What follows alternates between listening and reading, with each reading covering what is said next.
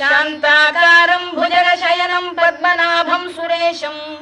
विश्वाधारं गगनसदृशं मेघवर्णं शुभांगं लक्ष्मीकान्तं कमलनयनं योगिधृध्यानगम्यं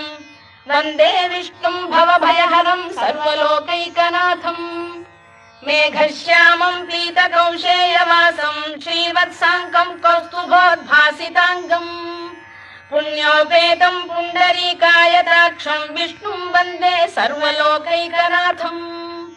नमः समस्तभूतानामादिभूताय भूभृते